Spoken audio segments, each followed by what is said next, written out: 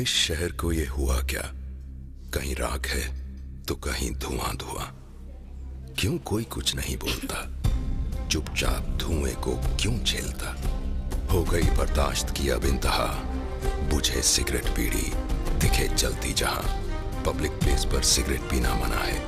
उल्लंघन करने पर होगा जुर्माना। धूम्रपान ना करें ना करने दें। धूम्रपान पड़ेगा महंगा। खुशी कौन नहीं चाहता, लेकिन किस कीमत पर? धूम्रपान महंगा पड़ता है। धूम्रपान आपके लिए हानिकारक है और आपके चाहने वालों के लिए भी। धूम्रपान पड़ेगा महंगा। सिगरेट पीना कैंसर का कारण और जानलेवा है। शराब पीना सेहत के लिए हानिकारक है।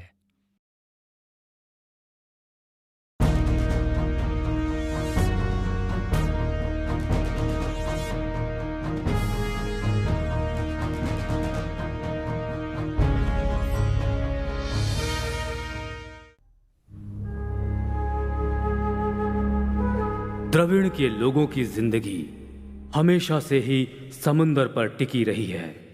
यदि उत्तर में गंगा लोगों की जीवन रेखा बनी, तो दक्षिण में समुंदर लोगों की जीवन नैया पार करता रहा। हजारों सालों से यहाँ के शासक समुंदर के छोर का पता लगाने का प्रयास करते रहे। उसी तरह से बाहर के शासक भी हमारे दक्षिण एशिया के विषय में जानकारी प्राप्त करने के लिए बार बार यहाँ आते रहे। उन लोगों ने द्रविड़ों की कलाओं और संस्कृति को अपने ग्रंथों में लिख लिया और ऐसे ही हजारों साल पहले दक्षिण एशिया से निकले एक महावंश की कहानी सुनाई जाएगी।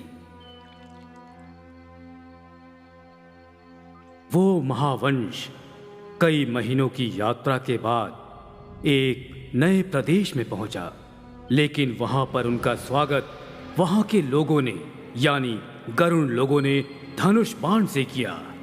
ये लोग न सिर्फ शक्तिशाली थे, बल्कि कई तरह के जादू टोनों एवं अलौकिक शक्तियों के स्वामी भी थे।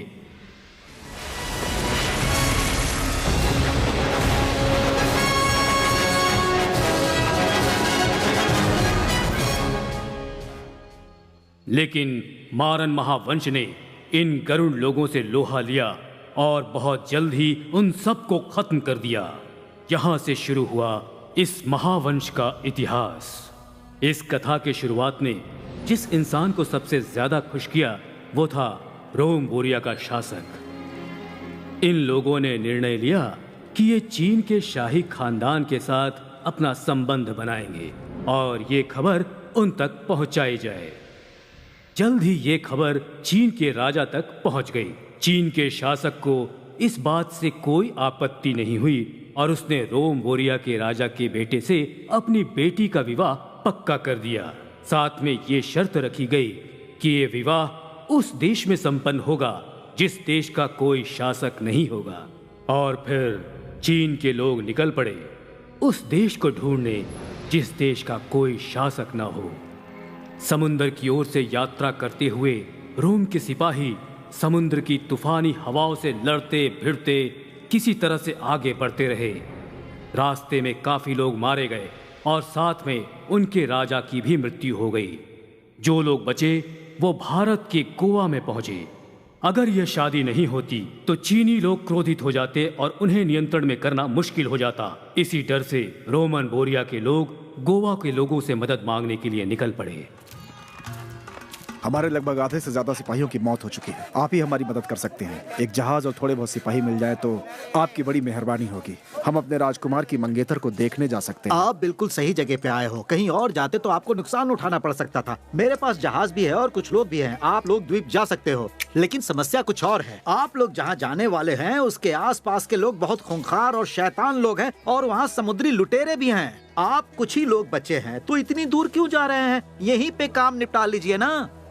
फ्रेंच के मुताबिक चीनी लोग इसे इनकार नहीं कर रहे हैं, तो हमें भी यही मानना पड़ेगा। और सच तो यह है कि वो जगह हमारे लिए भी मुख्य है और चीन के लिए भी यह जगह व्यावसायिक है। इसलिए केवल राजा ही नहीं, उस देश के लोग और हमारे देश के लोग मिलेंगे तो अच्छा रहेगा। आपकी बात सही है।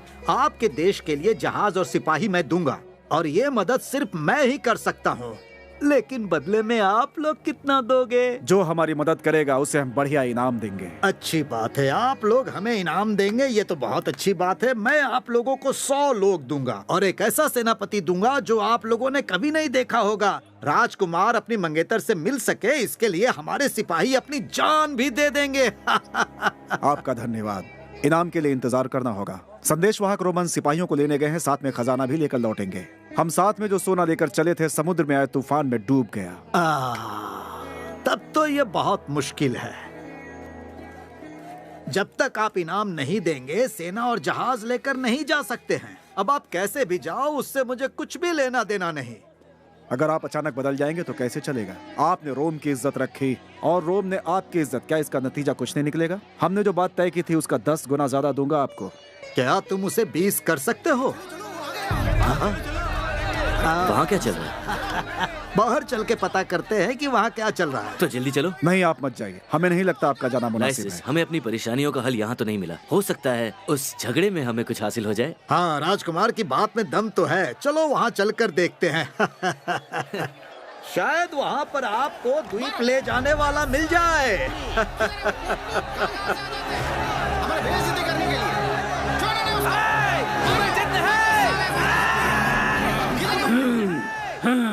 हमें जिसकी तलाश है वो ये महावीर भी हो सकता है। हाँ, ये महावीर तो है, लेकिन इसे शराबी बोलना ज्यादा ठीक होगा। परेशानी बातचीत से खत्म होती है, लेकिन ये परेशानी खत्म करने के बाद बातचीत करता है। लोग कहते हैं कि ये यहाँ का नाम खराब करने के लिए पैदा हुआ है। इसे देखकर लगता है कोई मामूली लड़ाकू है। इनके बीच मुकाबला होगा क्या? लाइसिस, यहाँ की राजनीति ऐसे ही की जाती है। राजनीति? हाँ हाँ हाँ, वहाँ वो खूबसूरत लड़की दिख रही है। उस लड़की का नाम है यशोदा, और लड़ाई करने के लिए जो तैयार है सुंदर, वो उसका भाई है। ये बाहर देश के किसी लड़के के साथ भागने की तैयारी कर रही थी, लेकिन चोरी पकड़ी गई। ओह, इसे सजा देने वाले हो क्या? नहीं नहीं, सजा नहीं। उसके प्रेमी को जानबूझकर लड़ाई में उतारा जाएगा, ताकि जो बची खुची लड़की की इज्जत है वो भी खराब हो जाए। और वो जैसे जैसे मार खाएगा, लड़की की इज्जत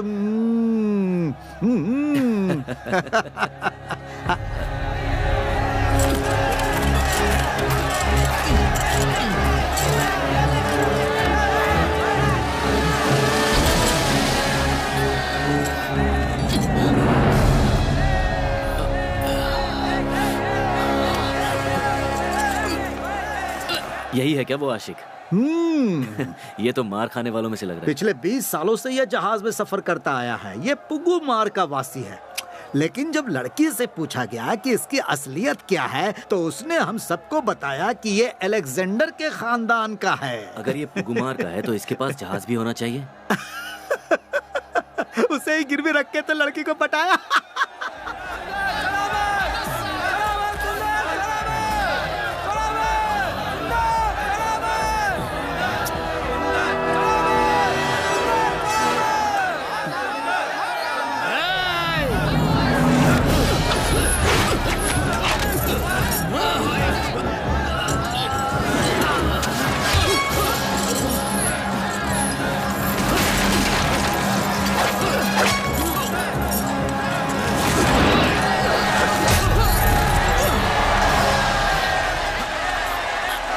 ये तो गया।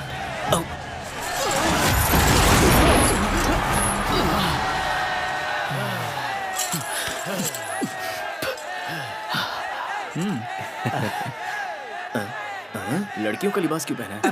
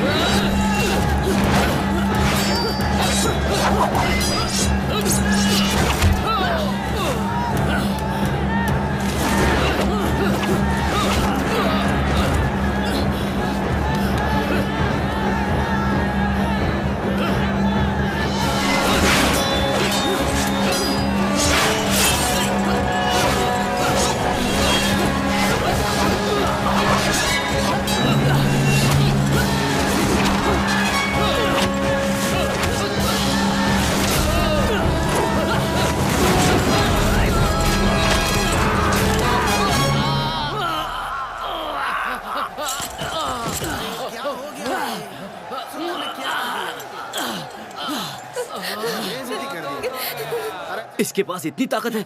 इसका नाम क्या है? वैसे तो इसके बहुत सारे नाम हैं, शहनशाह, खिलाड़ी, फंदेबाज, बादशाह, लेकिन इसका असली नाम मारन महावंशम है। हमारे साथ द्वीप पर जाने के लिए ये बिल्कुल सही है। आपका फैसला गलत साबित हो सकता है, ये हमारे किसी काम नहीं आने वाला। हाँ, ये तो यहाँ का कैदी है। हमारे यहाँ की लड़की का नाम खराब किया, इसीलिए इसे कैद किया गया है। अरे, गोवा वालों को ड्राविडियंस की ताकत का जरा भी अंदाजा नहीं है। हम लोगों को इसे एक मौका देना चाहिए, क्योंकि हमें इसे देखकर नहीं लगता इसे सोने का लालच होगा। इसकी जरूरत नहीं है। लोग तो उसकी गर्दन काटने वाले हैं। हमारे रहते हुए ऐसा नहीं होगा। रुको, रुक जाइए, रुकिए, रुक जाइए। अगर आप लोग नहीं रुके तो रोम और गोवा की दोस्ती टूट जाएगी। सुनो, जाओ जाओ जाओ जाओ सब लोग। अब इसके बाद जो भी होगा उसके जिम्मेदार तुम होगे। आपको भी साथ में रहना है।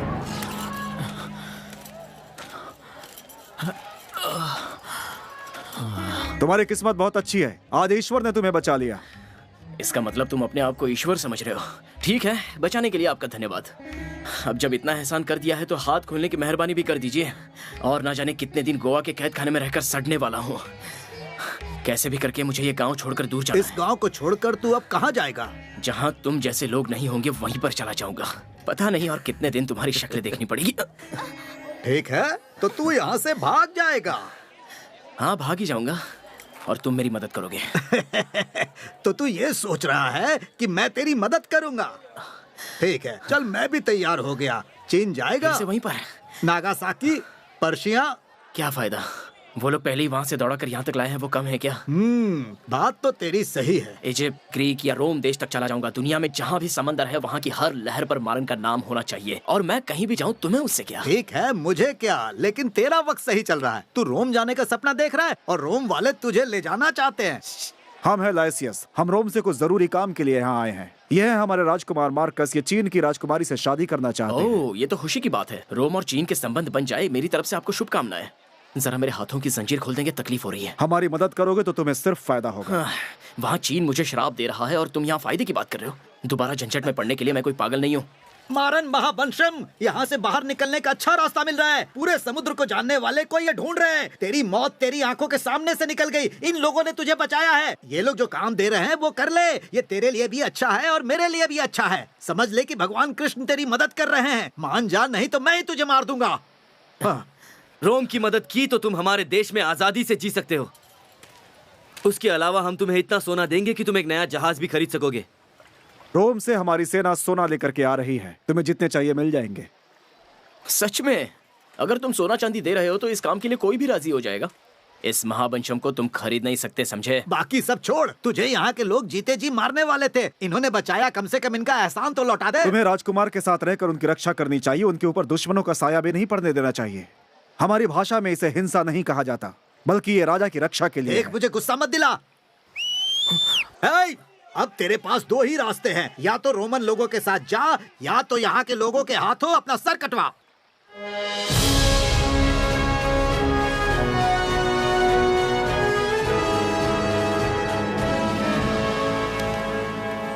बिना पूछे जहाज की किसी भी चीज को हाथ नहीं लगाना। ये मेरा खाना है, इस पे बुरी नजर मत डाल। सुनो, उस पर नजर रखना।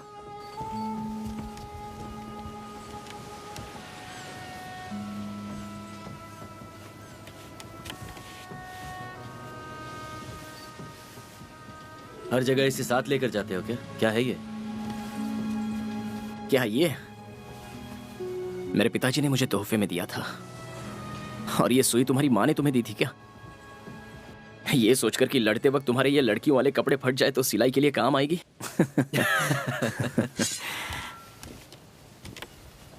हाँ, इस सुई से सबसे पहले तुम्हारी जुबान सी दूंगा, समझे क्या? सच बताओ, उसके अंदर क्या है? ग्रीक देश के एक बड़े स्वामी ने ये चीज मेरे पिताजी को संभाल के रखने के लिए दी थी। इसमें मंत्र भी हो सकता है और तंत्र भी हो सकता है।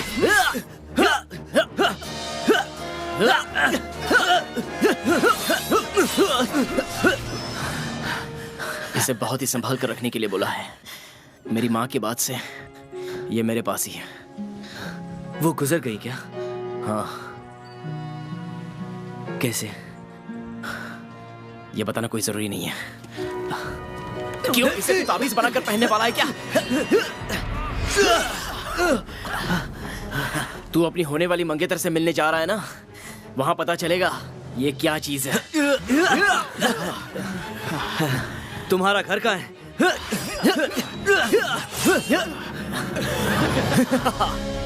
जिसका घर है उसका सिर्फ एक ही ठिकाना है।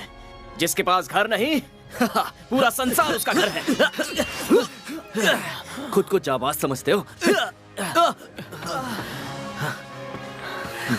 हमारा खानदान ही ऐसा है। तुम लोगों से झूठ क्यों बोलते हो कि तुम अलेक्जेंडर के खानदान से हो?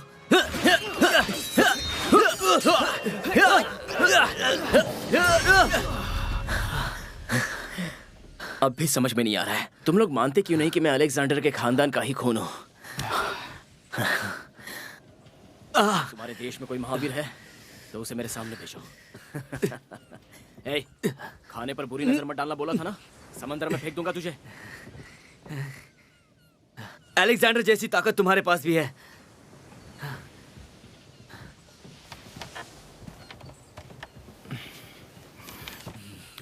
अच्छा, वो लेसिस यहाँ पर नहीं है। तुमसे एक जरूरी बात पूछनी थी, पूछ सकता हूँ? क्या है वो बात? हम अभी एक राजकुमारी से शादी करने जा रहे हैं। हाँ, और हम उसके बारे में कुछ नहीं जानते। वो हमारे बारे में क्या सोचती है, हम उसे कैसे अपनाएंगे। हम एक राजकुमार हैं, लेकिन हम तुम्हारी तरह आजाद रहना चाहते हैं, जो कभी नहीं होगा। प्यार, वो भी राजाओं के खानदान में। जब तुम्हारी शादी होगी ना, तब प्यार का नामो निशान नहीं रहेगा। हाँ, राजाओं को कभी सच्चा प्यार नहीं हो सकता क्या? वैसे चीन की औरतों के बारे में और उनके प्यार करने के तरीके के बारे में हम रोमन्स भी थोड़ा बहुत जानते हैं। सच्चे प्यार के लिए तड़प रहे हो क्या? अच्छी बात है। दिन और समय बीतने के साथ ही तुम्हें समझ में आ जाएगा। सारा आसमान एक साथ हो जाएगा। तुम्हारे सारे दुश्मन तुम्हारी आंखों के सामने ही मारे जाएंगे। ये कोई कविता है क्या? मैं छोटा था तब मेरी माँ बार बार मुझसे ये कहा करती थी। और इसका मतलब? मुझे नहीं पता। इसका मतलब मैं भी बहुत दिनों से ढूंढ रहा हूं। मुझे लग रहा है तुम्हारी होने वाली शादी से मेरा कुछ तो संबंध है। मेरी माँ मुझसे बार बार कहती थी कि तू निडर है, इसलिए तो मौत सामने खड़ी होने के बावजूद भी मैं नहीं डरता। लेकिन एक बात तो बिल्कुल तय है, अगर मेरी माँ मुझे मिल जाएगी ना, तो मैं कुछ भी करूंगा और किसी भी हद तक चला जाऊंगा। ये होता है सच्चा प्यार। वो जब तुम्हें हो जाएगा ना, तो अपने आप समझ में आ जाएगा।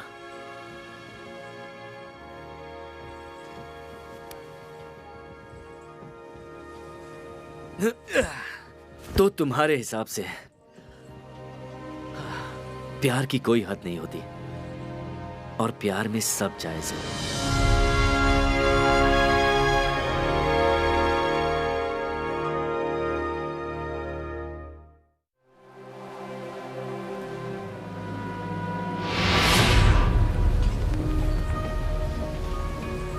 कैप्टन से कहिए कि जहाज को और तेजी से चलाएं, क्योंकि हमें जहां पहुंचना है, अगर हम वहां जल्दी नहीं पहुंचे तो अच्छा नहीं होगा।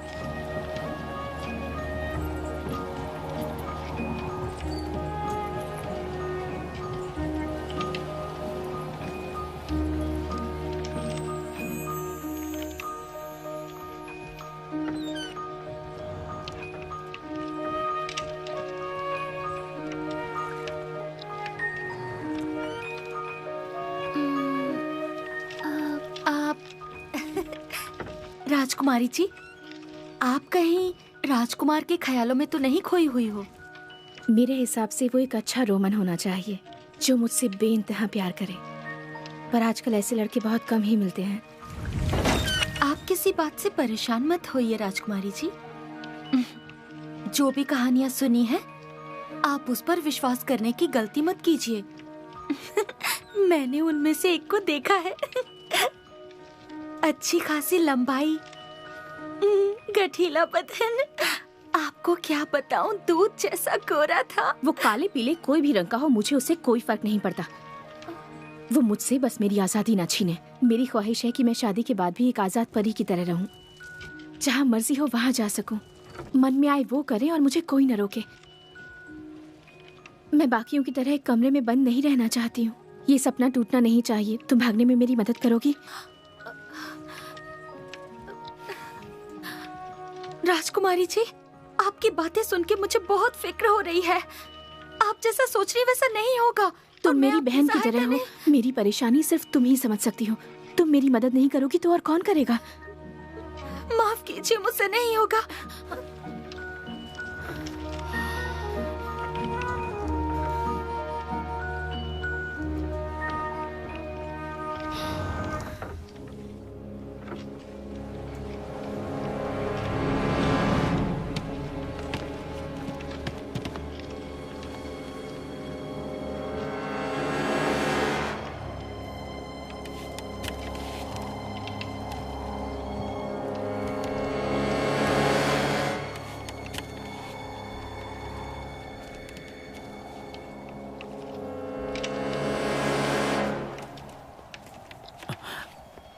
हमें जहां पहुंचना था हम पहुंच चुके हैं, और याद रखना ये जगह खतरे से खाली नहीं है।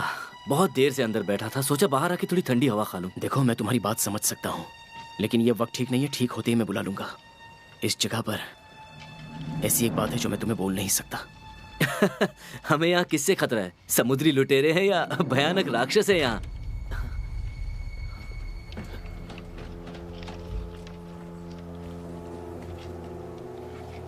बोला था ना, राक्षसों की तरह ये समंदर के लुटेरे हैं। अभी तो मेरी बात मान लो, यहां पर रहना तुम्हारे लिए ठीक नहीं है। लगभग उस द्वीप के करीब हम लोग पहुंच ही चुके हैं। आखिरकार राजकुमार की यात्रा उस द्वीप के करीब पहुंच ही गई।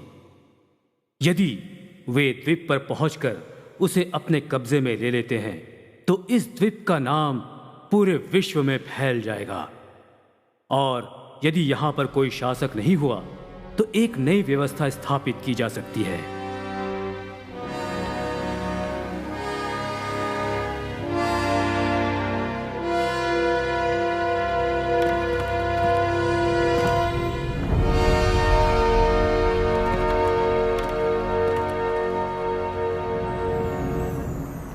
शाबाश मारन, बहुत अच्छे।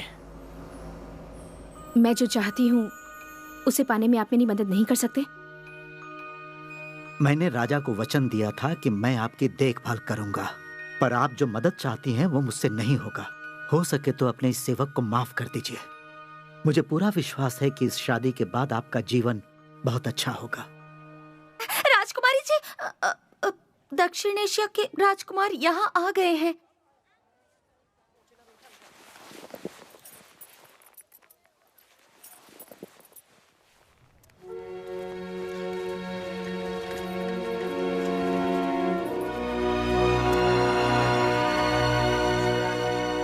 रोम की तरफ से यहाँ पर मौजूद आप सभी लोगों को बधाई हो। जो पहले आ रहे शायद वही हमारे राजकुमार हैं। ओह, जैसे सुना था बिल्कुल वैसे ही हैं। बहुत बड़े महावीर लगते हैं। इनकी जोड़ी आपके साथ बहुत अच्छी लगेगी राजकुमारी। चुप करो इन्या, मैंने तुमसे कुछ पूछा है क्या? स्वागत है। मैं यहाँ का सेनापति लोही। राजकुमार को आप सुरक्षित लेकर आए, इसके लिए आपका बहुत बहुत धन्यवाद। उसी के साथ साथ मुझे क्षमा भी कर दीजिए। एक ही जहाज लाने से आप लोग हमारे सामने छोटे नहीं हो गए। एक और बात, तुम चेहरे से रोमानिया नहीं लग रहे हो। देखिए, हमारे बहुत से जहाज डूब गए हैं, और आपने बिल्कुल सही कहा, मैं रोमानिया नहीं हूँ, मैं अलग देश का वासी हूँ। आप लोग और रोमानी लोग दोनों का भी मिलाप बहुत सुरक्षित होना चाहिए, और उनके जीवन की रक्षा करने के लिए मैं एक रक्षक बनकर आया हूँ। रोमन से हमारी सारी सेना लाइसिस के साथ ही आ रही है, और मैं मारन महावंशम, उनका विश्वासी। इनसे मिलिए, ये है मार्कस कप्रीनियस, रोम के सुंदर और बहादुर राजकुमार। आपसे मिलकर हमें बहुत खुशी हुई। ये तो बहुत छोटे हैं और इनकी सेहत भी बहुत कमजोर है। जोड़ी तो ठीक है, पर आप उनसे जरा बड़ी दिखेंगी। तुम जब इतना ही ध्यान दे रही हो तो एक काम करो, तुम ही शादी कर लो। अब चलो, रात में भागने का इंतजाम करना है। हमारी राजकुमारी यहीं पर है, और वो भी सुरक्षा के साथ। आपको इतनी दूर आना पड़ा, इसके लिए मैं माफी चाहता हूं। हमारी ये परंपरा है कि जिस देश में राजा नहीं है उसी देश में शादी होनी चाहिए, और साथ ही अगले पूर्णिमा में शादी हो जानी चाहिए, क्योंकि वही हमारी परंपरा है। जी हम समझ गए। देखिए, ये जगह ज्यादा भयानक नहीं है। यहाँ पर महल और किले नहीं है तो क्या हुआ, खुला आसमान तो है। दुश्मनों का आना संभव नहीं है। पूर्णिमा में जैसा आपने मुझे कहा था कि अगर राजकुमार की शादी हो जाएगी तो मुझे सारी सेना मिलेगी। आप गलत ना समझे तो हम आपसे एक बात कहना चाहते हैं। हम चीन, हाँ, तो अगर हमसे कोई गलती हो जाए तो उसे नजरअंदाज कर दीजिएगा। वैसे राजकुमारी, माफी चाहता हूँ, हमें वहां से कोई देख रहा है। क्या कहा? कहाँ? उस बारे में सोचकर ज्यादा डरिए मत। वो इस जमीन के मालिक हो सकते हैं। कुछ भी परेशानी होगी तो उसे संभालने के लिए हम लोग हैं। राजकुमार के लिए शाही खातिरदारी की तैयारी की जाए।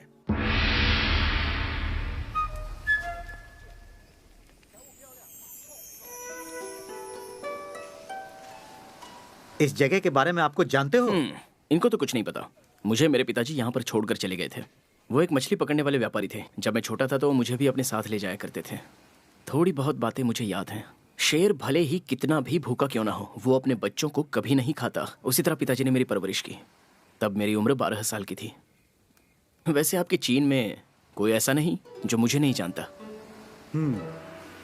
तो मारन है आप। आपका नाम बहुत सुना है, आप तो काफी मशहूर हैं। मारन के द्वारा हमारे यहाँ बहुत खलबली मच गई थी।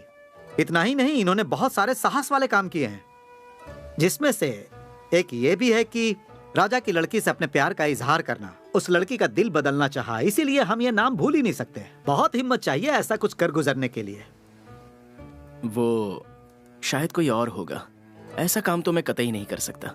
मुझे चीन आए बस साल भर ही तो हो गया है। ऐसा तो नहीं है ना कि वो मेरा मामा मदीमारन हो।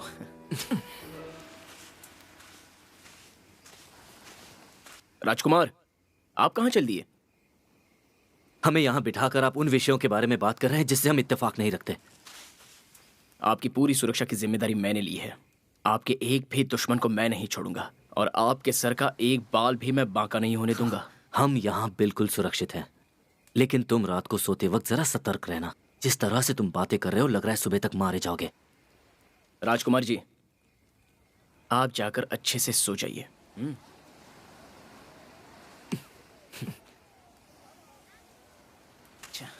जब देखो बेकार के तेवर दिखाते रहते हैं।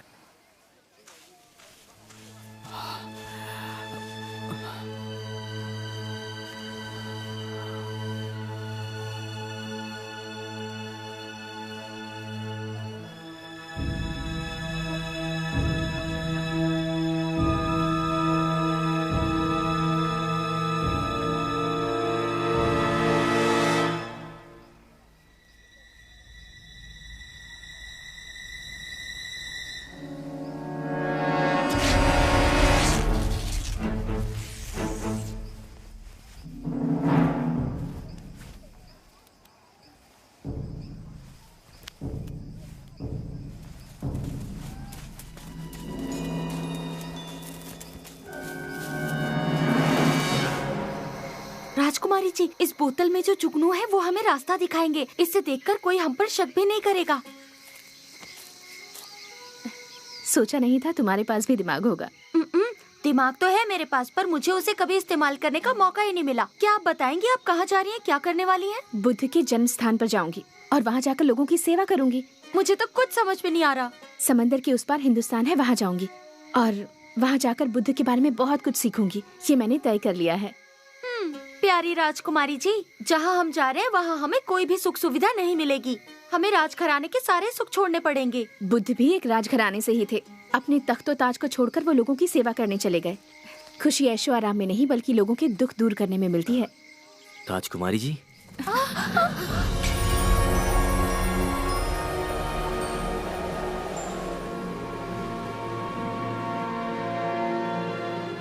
राजकुमार है, राजकुमार। क्या कहा? आप ही राजकुमारी है ना? आपको शायद कोई गलतफहमी हुई है। मैं महल की दासी हूँ। मेरा नाम इन्या है। मैं ही राजकुमारी हूँ। हम यहाँ पर इसलिए आए क्योंकि हम कुछ वक्त के लिए अकेले रहना चाहते थे। हाँ, अकेले रहना चाहते थे क्योंकि हमारी राजकुमारी वीराने में रहकर कविता लिखती है। कविता लिखने के लिए इस बोरी का क्या काम? इसमें खाने का सामान है। जब भी मैं कविता लिखती हूँ तो मुझे बहुत भूख लगती है। ऐसा नहीं है, इसके अंदर इनकी लिखी हुई सारी कविताएं हैं।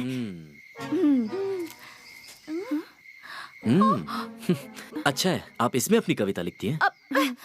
हम जो भी करते हैं थोड़ा अलग करते हैं। मुझसे झूठ मत बोलो, कहानियां सुनने के लिए मैं कोई बच्चा नहीं हूँ। आप भागने वाली थी ना? वो क्या है कि आपको जब सच पता चल रोम के लोगों को आपने क्या समझ रखा है?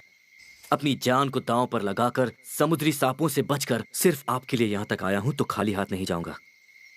देखिए ऐसा नहीं है, आप जो समझ रहे हैं बस भी कीजिए। आपको यहाँ से भागना है ना, तो ठीक है, मुझे कोई फर्क नहीं पड़ता। अब जा सकती हैं, पर आपकी सुरक्षा के लिए मैं भी साथ आऊंगा। आप भी चलेंगे? चलो अच्छा है, मेरी चिंता खत्म हो गई। ठीक है, आपके जो मन में आए कीजिए।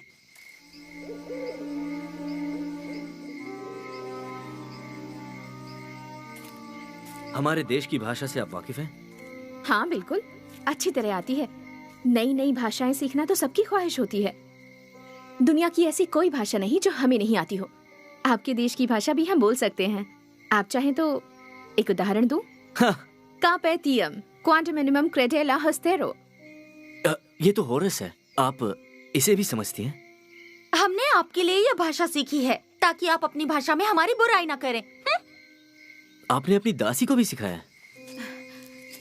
बचपन से ही मैं राजकुमारी के साथ हूँ और शादी के बाद भी हमेशा उनके साथ ही रहूंगी।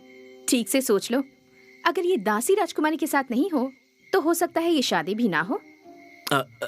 ऐसा तो हमने कुछ नहीं कहा। अगर इस राजकुमार की शादी तुम्हारी राजकुमारी से हो जाती है तो ये दासी भी हमारे साथ रह सकती है। राजकुमार जी, आपकी ये बात सुनकर मुझे बहुत प्रसन्नता हुई। आपकी बातों से नाराजगी झलक रही है। नाराजगी दिखाने वाली मैं कौन हूँ? मैं तो एक साधारण सी दासी हूँ। आपकी राजकुमारी को क्या पसंद है मुझे बताइए, तो मैं कुछ मदद कर सकता हूँ। अगर राजकुमारी को भागना पसंद है तो मैं उसके लिए भी तैयार हूँ। हमारी राजकुमारी की तकदीर के बारे में सोचकर बुरा लग रहा है। उन्होंने जिस राजकुमार के सपने देखे थे वो मिलता तो अच्छा होता, लेकिन मुझे लगता है कि उनके सपने चूर चूर हो जाएंगे। क्या मतलब? आपको तो चीन की राजकुमारी से शादी करने की कोई जरूरत नहीं है, क्योंकि आपके महल में तो और भी बहुत सारी लड़कियां हैं और ये कम पड़े तो ग्रीक देश से और पर्शिया देश से मंगवा सकते हैं। नहीं, मैं ऐसा बिल्कुल नहीं करता। तो इन्हें छोड़कर आप दूर क्यों जा रहे हैं? मतलब मुझे छोड़ के। यहाँ से भागने की इच्छा आपकी थी, मेरी नहीं। और साथ में लिया इस चिनिया को। हाँ, इन्या। और आप लोग यहाँ से भाग रहे हैं, इससे एक बात तो साफ जाहिर होती है कि राजकुमारी ने पहले से ही हमें नापसंद कर रखा है।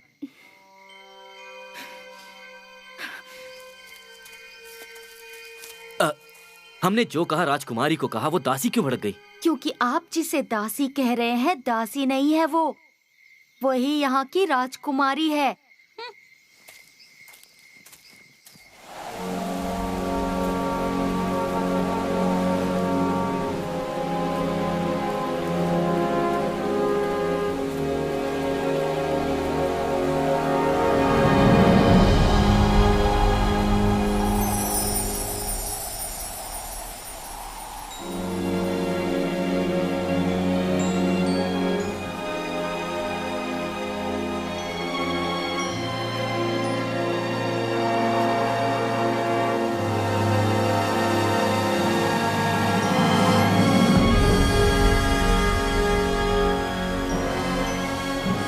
क्या हम असली राजकुमारी से कुछ देर बात कर सकते हैं?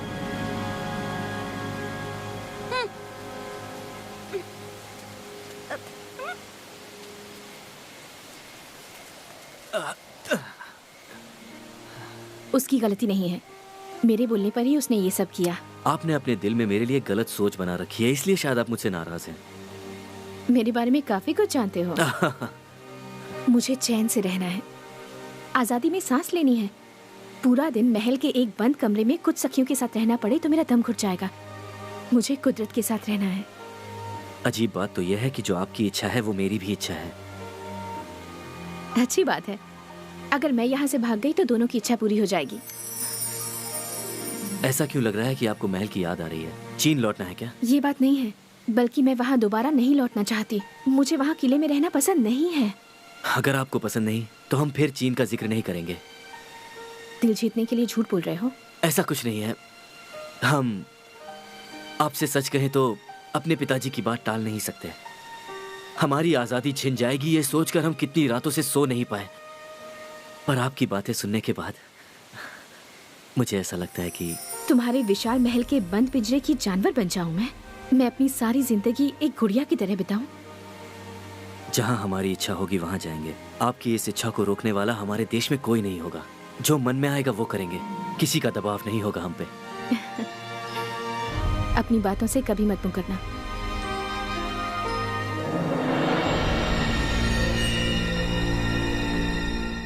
जल्दी सब लोग इधर आओ। इस लड़के को देखो, इसके साथ कोई नहीं खेलता है। वो इसलिए कि जब से ये यहाँ आया है मुसीबत पे मुसीबत आ रही है।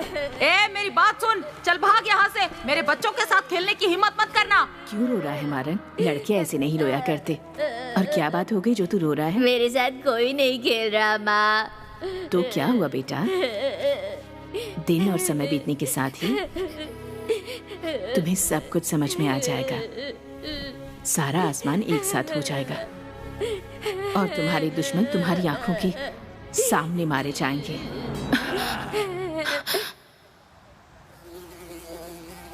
सारे आसमान एक साथ हो जाएंगे तो तुम्हारे दुश्मन तुम्हारी आंखों के सामने। रक्षक उठिए, उठिए। क्या हुआ? चलिए और देखिए क्या हो रहा है। इतनी सुबह सुबह मुझे उठाने की क्या जरूरत थी? मैं जा रहा हूँ फिर से सोने के लिए। सुबह नहीं हुई, दोपहर हो गई है। ऊपर आओ, आकर देखो यहाँ क्या चल रहा है।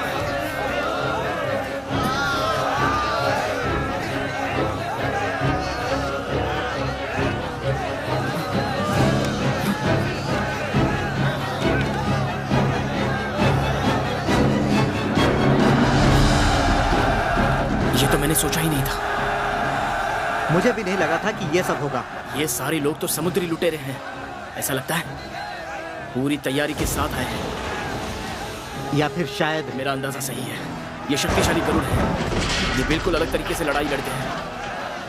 ये तांत्रिक विद्या के सहारे हमें बिजली द्वारा बेहोश कर देंगे। मंत्र से भरे लोग हैं ये। सैनिकों, तैयार हो जाओ। अब अपनी जगह पर तैनात हो जाओ। राजकुमारी की सुरक्षा करो। हमारे राजकुमार कहाँ गए हैं?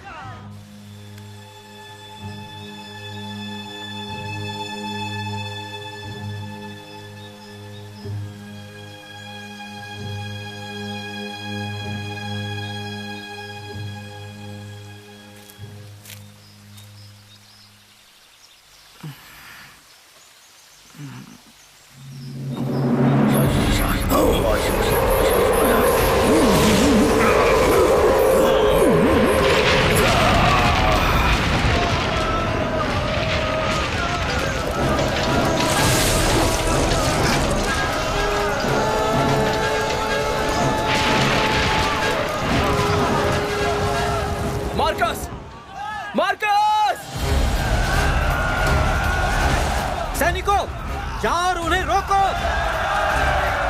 मार्कस!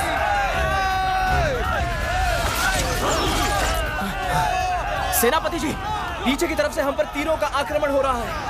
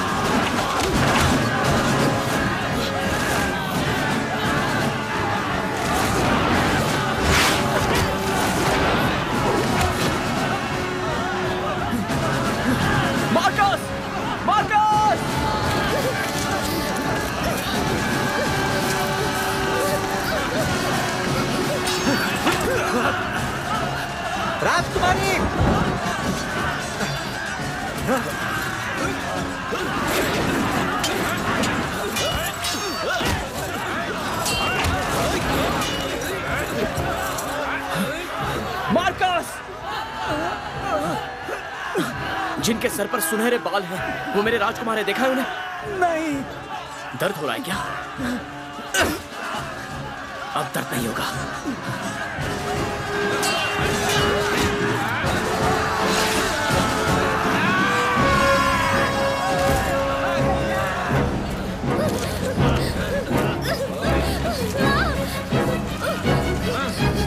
वो रही राजकुमारी, जाओ उसे ले आओ।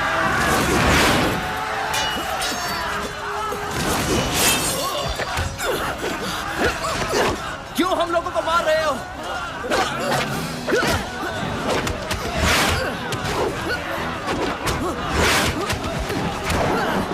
क्या चाहिए तुम लोगों को?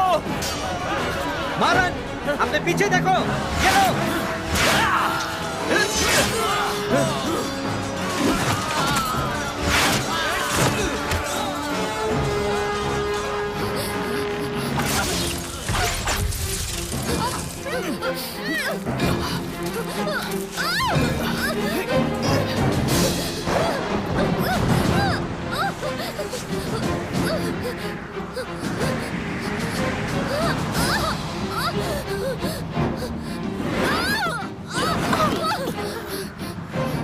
राजकुमारी!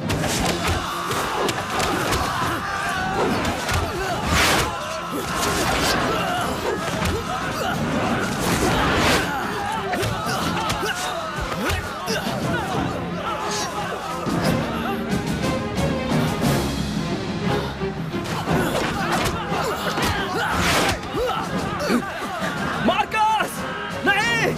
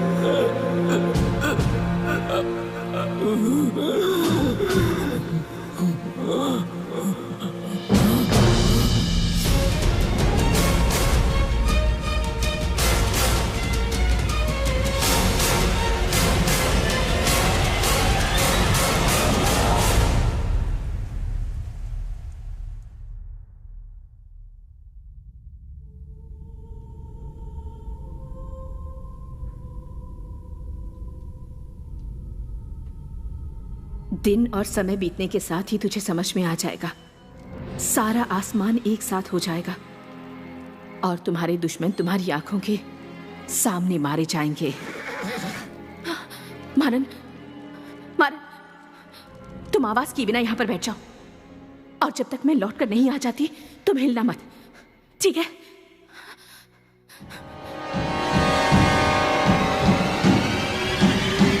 ऐसा तो होना ही था।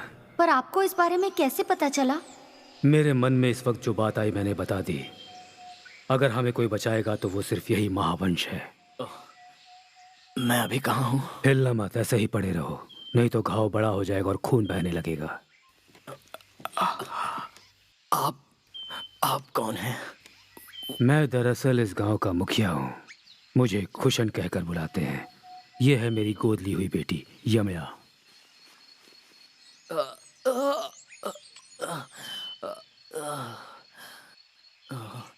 मैं यहाँ कैसे आया? जिस चीज का होना तय था वो अच्छी तरह से हो गया और जो अभी होना बाकी है वो भी अच्छे से ही होगा। जब तक तुम ठीक नहीं हो जाते तब तक तुम्हारी देखभाल करना मेरा फर्ज है। खुले बादलों का बहना बंद हो जाएगा, बंद किले खुल जाएंगे। सच?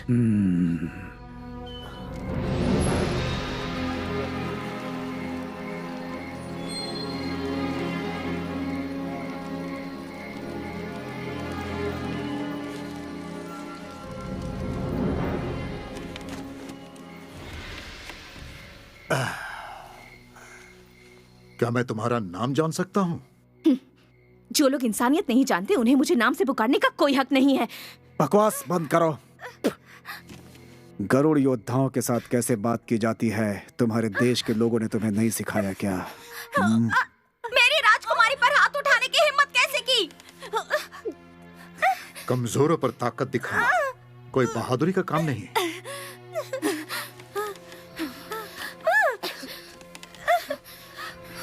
क्यों काली, इन लोगों को इतनी मुसीबत झेल कर यहाँ क्यों उठा कर लाए हैं? इनसे क्या इस घर को सजाने का इरादा है? जानते हो ना, सब्र का फल मीठा होता है। ये बहुत बड़े राज्य की राजकुमारी है, चीन की राजकुमारी है। इसके बाप के पास बहुत बड़ी सेना है। इसके जिस्म से लेकर रूह तक को मैं नापाक कर दूंगा। इससे बड़ी बेइज्जती इसके बाप के लिए तो हो ही नहीं सकती। हमारी मांग चीन तक पहुंच चुकी है।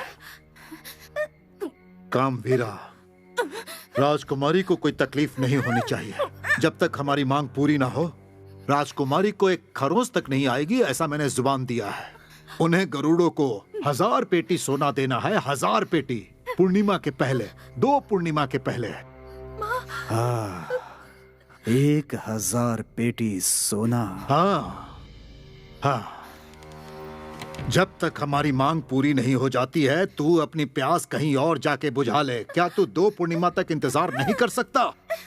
चीन के राजा ने बोला है कि वो गरुड़ लोगों को बहुत इज्जत देगा, और अगर ऐसा हुआ तो मैं समुद्र का राजा हो जाऊंगा। मेरी माँ की पुण्य की वजह से मैं बच गया हूँ। आपने मेरी इतनी देखभाल की, उसके लिए धन्यवाद।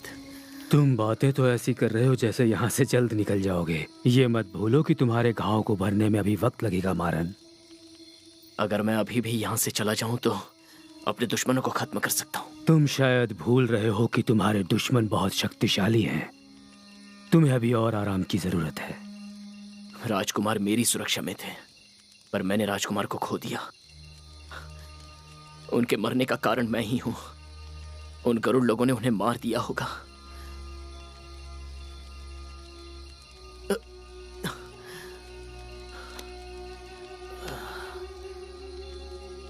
अब मैं किसी काम के लायक नहीं हूं और मैंने जो कसम खाई थी वो निभाने में असमर्थ रहा।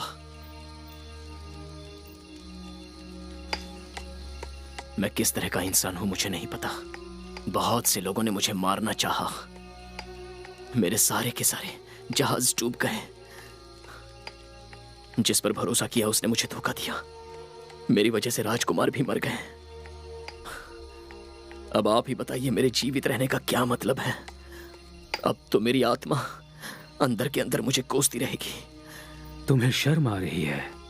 तो अच्छा होगा तुम इस गांव को अपना लो और हमेशा के लिए यहीं बस जाओ।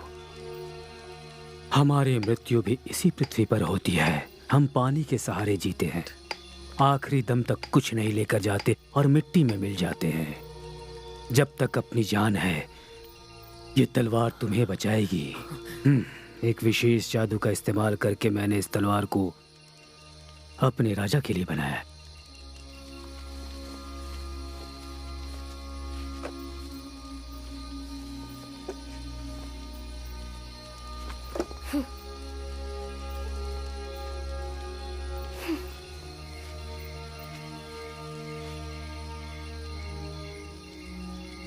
ये विदेशियों पर भरोसा नहीं करती है। करुण लोगों ने इसके परिवार पर बहुत अत्याचार किए हैं।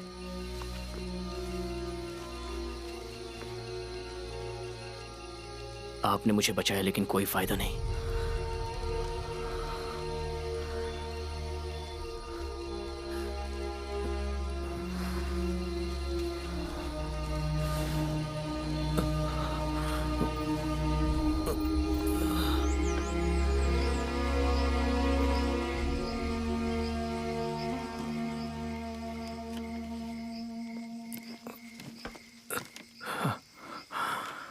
तुम्हें देखकर ऐसा लग रहा है कि तुम मुझसे नाराज हो।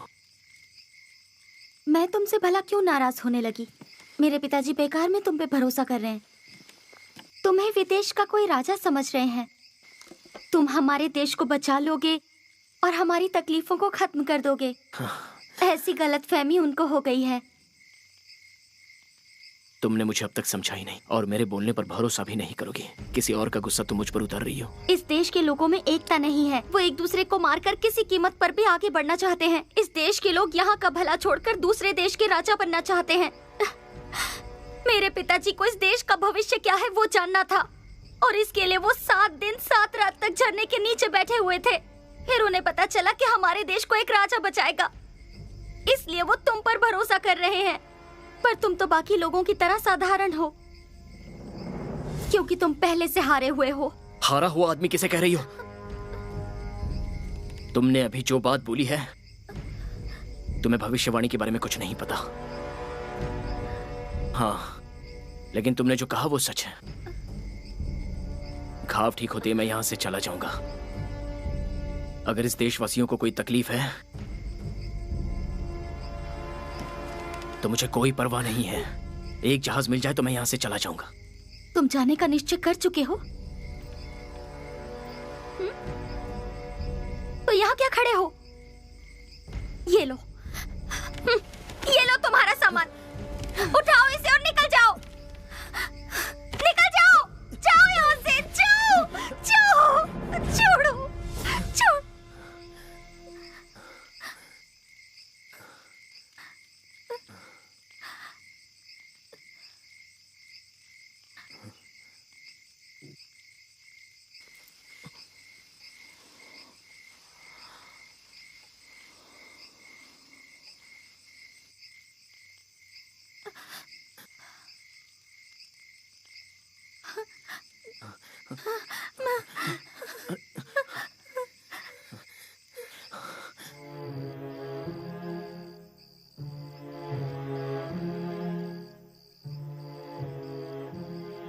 सारी खुशियां खत्म हो गई।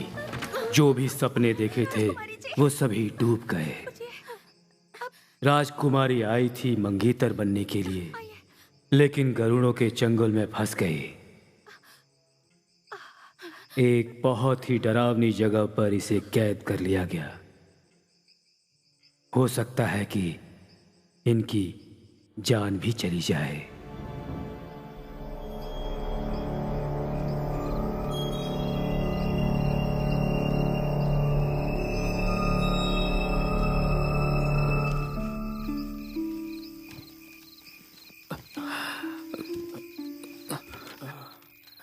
चाचा जी, बोलो। यमया के गले पर वो दाग कैसा? दाग? इस देश के हर किसी के गले पर तुम्हें यह दाग नजर आएगा। तुमने तो अभी सिर्फ उस लड़की के गले में वो दाग देखा, पर यहाँ हर किसी के दिल में वो दाग लगा हुआ है। उसे कोई दवा ठीक नहीं कर सकती। कोई तो होगा जो इनके ऊपर लगी बंदिशों को आकर तोड़ेगा, यही सोचकर बैठे हुए हैं ये लोग। आप जो बता रहे हैं मैं समझ नहीं पा रहा हूँ। जिन्होंने तुम्हारे ऊपर आक्रमण किया उन्हीं गरुड़ों ने इन्हें बंदी बनाकर रखा हुआ है। वे आए थे यहाँ पर व्यापार करने के लिए, लेकिन इस गांव का सर्वनाश कर दिया, बर्बाद कर दिया।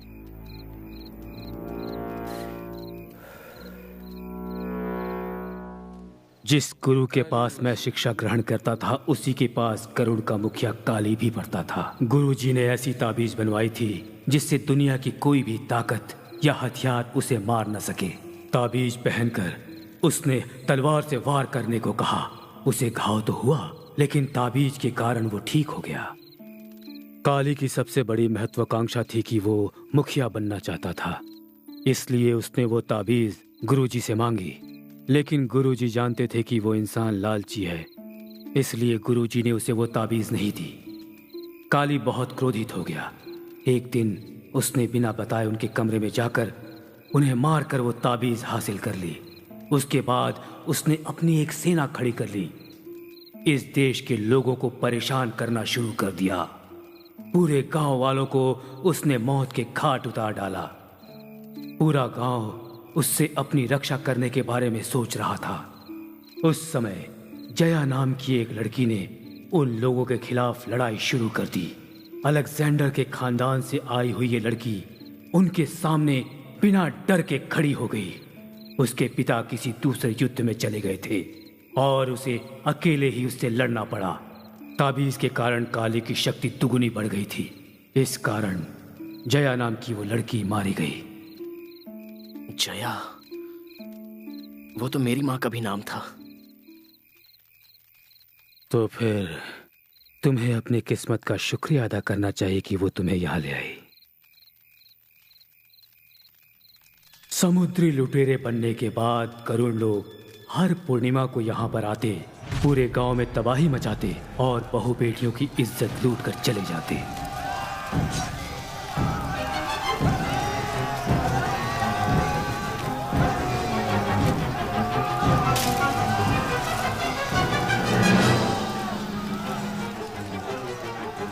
ऐसे में एक बार काली का शिष्य कामवीरन वहां आया।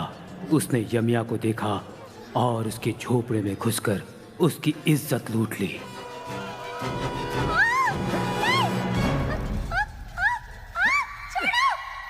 मैं और उसके पिता ने मिलकर उसे रोकने की बहुत कोशिश की, पर हम कुछ भी कर पाने में असमर्थ रहे और हम हार गए। ये सिर्फ लड़कियों की बेइज्जती नहीं थी, ये हम सबकी बेइज्जती थी।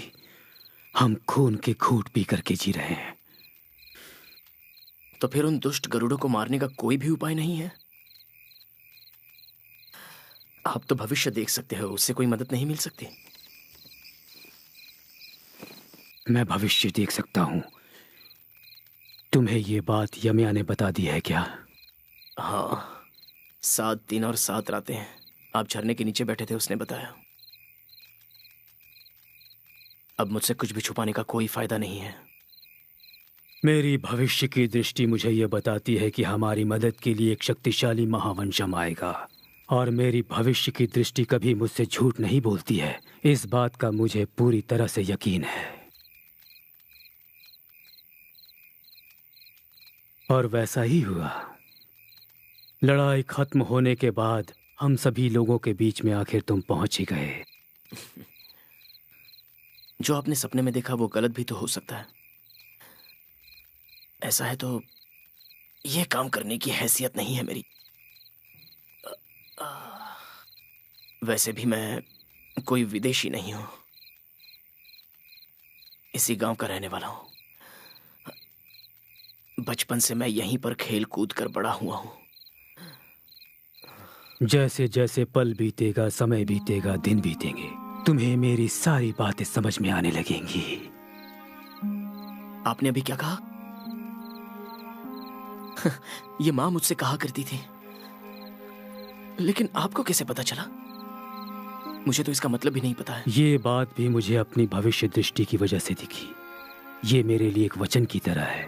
यदि हम दोनों देश लड़ने के लिए एक साथ हो जाएं, तो फिर गरुड़ों को खत्म करने से हमें कोई नहीं रोक सकता। ये जानने के बाद भी अगर तुम यहाँ से जाना चाहते हो तो जा सकते हो। हमारी किस्मत ही कुछ ऐसी है। चाचा जी मुझे माफ कर दीजिए। आगे क्या करना है बताइए, मैं करूंगा। मैं पूरे गरुड़ों को साफ कर दूंगा, ये आपसे वादा करता हूं।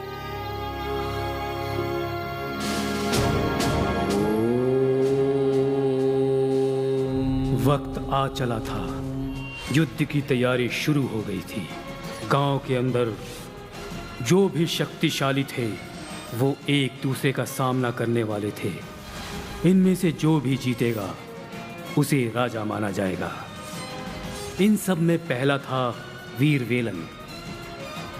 अपनी शक्ति से ये पहाड़ के भी टुकड़े टुकड़े कर देता था, लेकिन मारन ने अपनी शक्ति से इसे काबू में कर लिया। दूसरी तरफ इंतजार कर रहा था मारन कि यमया के दिल में वो किसी भी तरह से प्यार को जगा सके। दिन बीतते गए, धीरे धीरे यमया के दिल में उसके लिए प्यार जग ही गया। स्थिति आ गई थी कि दूसरे गांव के वीर लक्ष्मण से मारन की लड़ाई हो।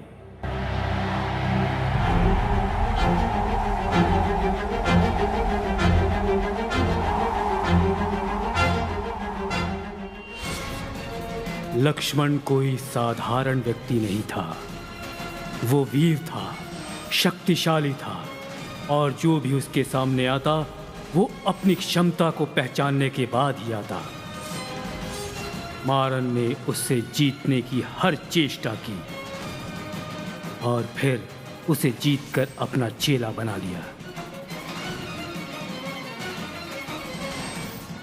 आज से मारन ही इस गांव का राजा है, ऐसा मान लिया गया।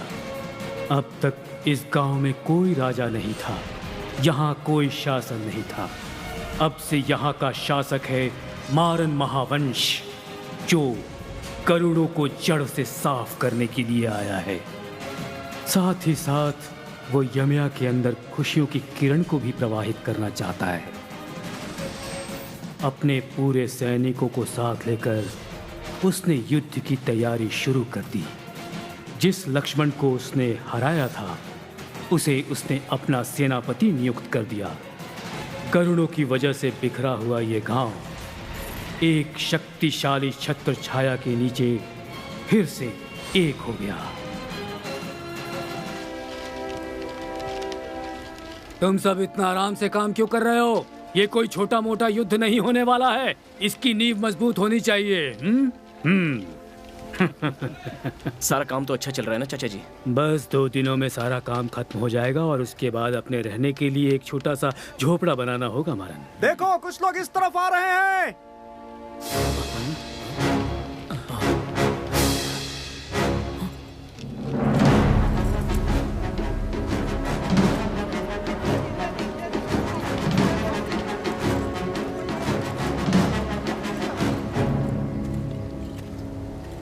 सेनापति जी, आपको दोबारा यहाँ देखकर मुझे बहुत खुशी हुई।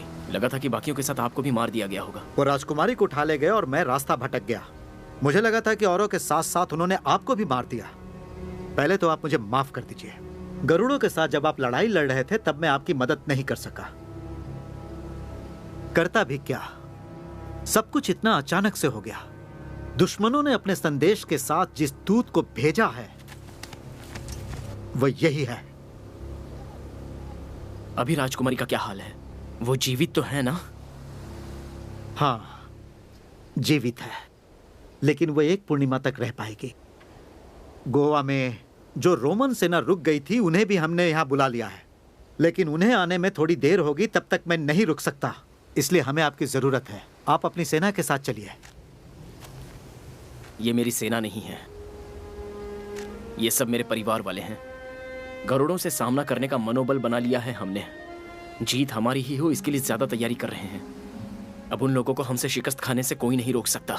मांग अगर पूर्णिमा तक पूरी नहीं की गई तो वो हमारी राजकुमारी के साथ बहुत बुरा सलूक करेंगे। और ये बात ना भूलें कि उनको बचाना कहीं न कहीं आपका भी फर्ज है। हमने भी बड़ी मशक्कत से एक जान बचाई है। आप उनको देखेंगे तो आपका दिल खुश हो जाएगा।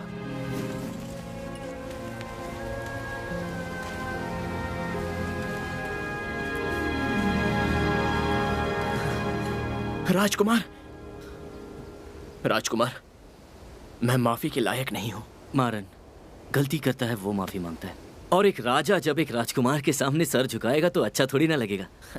हम हमेशा से तुम्हें अपना भाई बनाना चाहते थे, अगर तुम्हें मंजूर हो तो। मार्कस।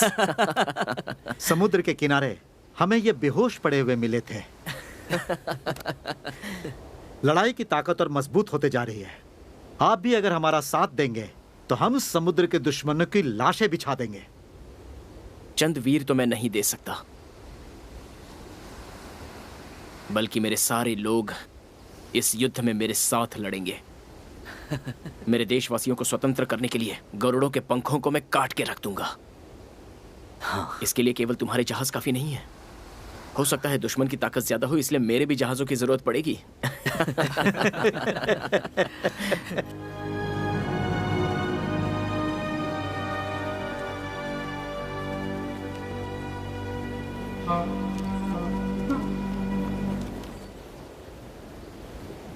जहाज में जो भी काम की चीज है वो ले लो। सेनापति जी, सिर्फ ये जहाज का सामान ही नहीं, बल्कि ये पूरा जहाज ही हमारे काम का है। गरुड़ लोग पीछे से ही आक्रमण करते हैं, लेकिन पिछली बार की तरह नहीं। इस बार कुछ अलग सोचना पड़ेगा। ठीक है, सोच लेंगे, बस थोड़ा नसीब हमारा साथ दे दे। खुशबू, ओह, ये शायद राजकुमारी के बदन की ही खुशबू होगी।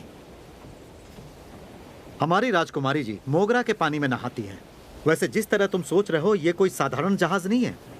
यह हमारी राजकुमारी के कपड़े ले जाने वाला जहाज है। कपड़ों के लिए इतना बड़ा जहाज? बहुत ही ऐश वाली जिंदगी है। सिर्फ कपड़े के लिए 3 जहाज हैं। हमारे राजा ने इन्हें भेंट में दिया था। हमारी राजकुमारी की तरह हमारे राज्य में किसी के पास भी इतना बड़ा दिल नहीं है। वो हमारे साथ बहुत अच्छे से रहती है। अभी भी मुझे याद है, बचपन से ही वो मारन, मुझे गलत मत समझिए। इसके अंदर क्या है ये जानने के लिए मैंने इसे तोड़ा। हमारे इस जहाज में ऐसे कितने आईने हैं? लगभग 1000। लेकिन क्यों पूछ रहे हो? समय आने पर पता चल जाएगा। ये सारे आईने मुझे चाहिए, अब ये बहुत काम में आने वाले हैं। इन आईनों से तुम क्या करने का सोच रहे हो? दुश्मन कैसे हैं और क्या कर सकते हैं, ये चित्र हमें बताएगा।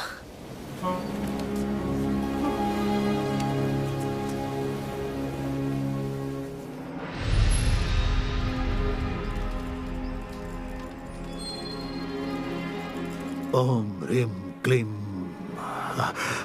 स्वाहा। ओम ह्रीं क्लीं आहा।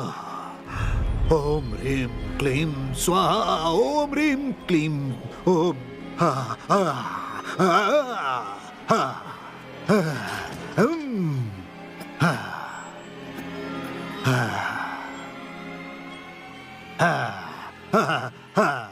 हा। हमारा सर्वनाश करने के लिए वो निकल चुके हैं।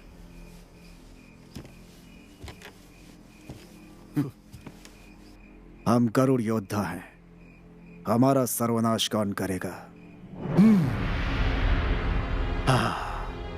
उस देश की आम जनता, दोनों देशों ने मिलकर एक राजा को चुना है। उस बुड्ढे का भविष्य सच हो जाएगा ऐसा लग रहा है। इस देश के लोग गरुड़ योद्धाओं को मारेंगे? मतलब आप कहना चाहते हैं कि एक चींटी जंगली हाथी को मारेगा? मुझे जहां तक लगता है उनकी तादाद 100 की है, और उनमें भी ज्यादातर मामूली किसान हैं।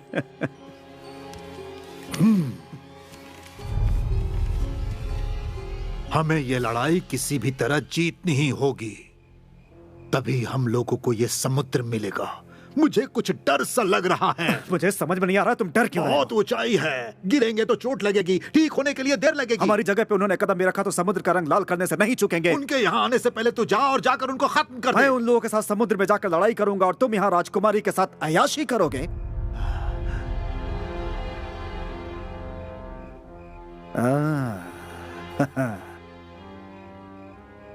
क्यों काली, सच्चाई कड़वी लगी ना? कामवीरन, जो शक्ति तुझे मिली है उसका कारण तेरे गले में पड़ी हुई ताबीज है, और ये ताबीज तुझे मेरे कारण ही मिली है। तू इसे किसी भी हाल में नहीं बचा पाया तो हमें कोई नहीं बचा पाएगा। इस बात को मत भूलना।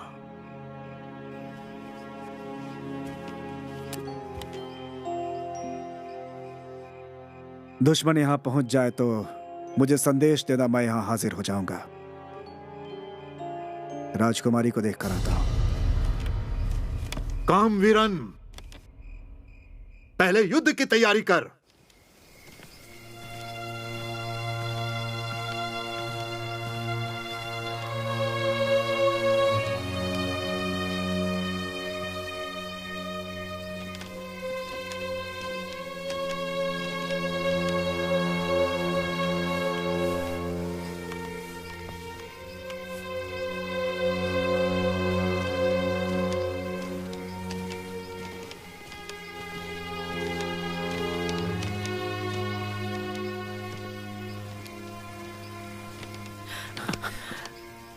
चाचा जी, दुश्मनों को हम देख लेंगे, आप क्यों आ रहे हैं? ये युद्ध कुरुक्षेत्र के युद्ध से कम नहीं है मारन। इस युद्ध में मैं काली की मौत देखना चाहता हूं। उसकी मौत तो निश्चित है, लेकिन कृपा करके आप मत आइए। यमया को सुरक्षा चाहिए।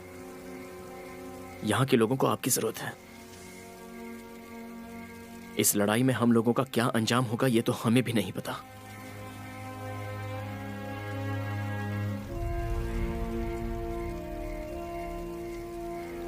यमया,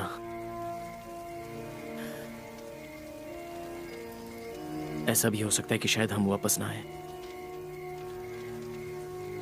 अगर ऐसा कोई वक्त आया तो आप लोग। हमारी फिक्र तुम बिल्कुल मत करो। तुम यहाँ से जाओ। तुम्हें अपनी माँ के लिए ये लड़ाई जीतनी जरूरी है। आप लोगों की भी मुझे जरूरत है। आप पर आया हुआ खतरा मैं अपने ऊपर झेलूंगा। नहीं,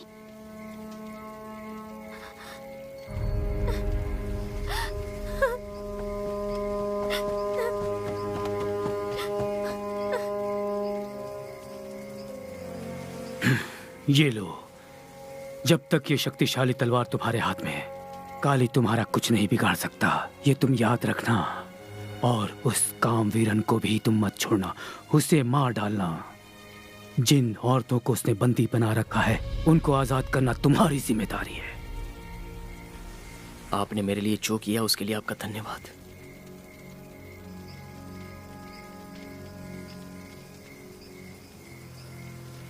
आपका आशीर्वाद मेरे साथ है तो मुझे कुछ नहीं होगा।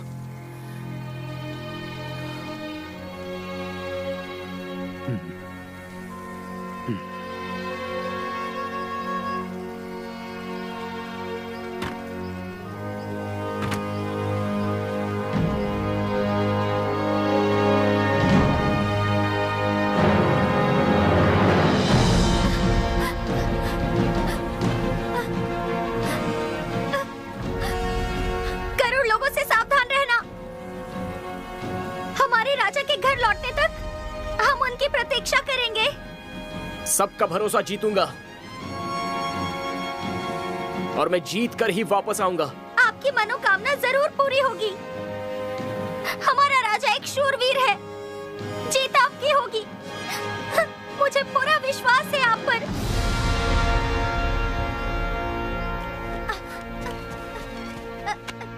राजकुमारी जी, मैं उस शैतान का रहस्य जान गई हूँ। किसका रहस्य? ये क्या कह रही हो? वही जिसने हमारा अपहरण किया। कामवीरन की बात कर रही हूँ। उसके अमर होने की वजह उसका तावीज है जो उसने गले में पहन रखा है। अगर हम वो किसी तरह हासिल कर ले तो उसे आसानी से पराजित कर सकते हैं।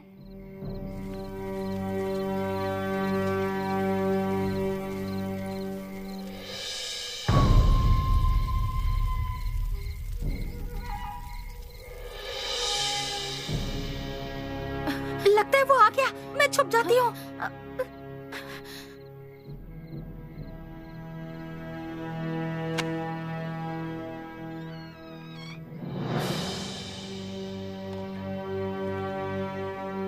मेरे आने का तुम्हें आगाज था। तुम अभी तक सोई नहीं।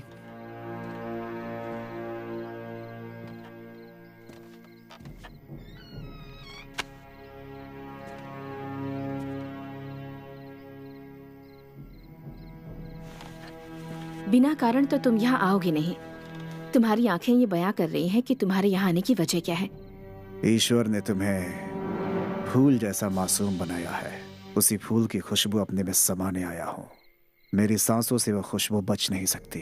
अब और वक्त बर्बाद मत करो, मेरी बेचैनी को मिटा दो। मुझे पता था तुम अपनी बेचैनी को मिटाने ही यहाँ आए हो। जब तक चीन से संदेशा नहीं आता तुम मेरी ही रहोगी, इसमें तुम्हारी मर्जी हो या ना हो। एक वो चांद है जिसे चाह कर भी नहीं पा सकता, और एक ये चांद है जिसे पा तो चुका हूं मगर चाह नहीं सकता। वैसे बातें तो तुम दिल को लुभाने वाली करते हो। किसी ने आज तक मेरे इतने करीब आने की हिम्मत नहीं की। क्यों ना इस पल को समंदर के किनारे जाकर और भी हसीन बनाए। वक्त की बेड़ियों ने हमें बांध कर रखा है रानी साहिबा। बस एक बार तुम हाँ कह दो, उसके बाद हवा भी तुम्हें छूने से पहले मेरी इजाजत लेगी। तुम दिखने में बड़े जिद्दी हो, तुम्हारी इच्छा पूरी होनी चाहिए। मुझे ये अंदाजा हो गया है कि मुझे देखते ही तुमने बहुत सारे सपने सजा लिए होंगे। कब से इसका इंतजार था।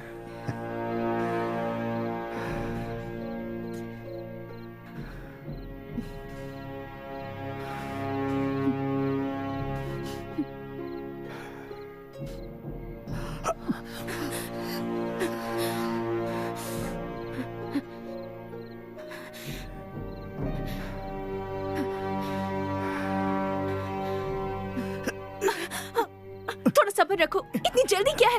चीन से सोना तो आने दो। मेरी बात सुनो, हम यहाँ से कहीं दूर चले जाएंगे जहाँ हमें कोई परेशान न कर सके। इस पल को नहीं जाने दे सकता। कल का इंतजार नहीं होता मुझसे।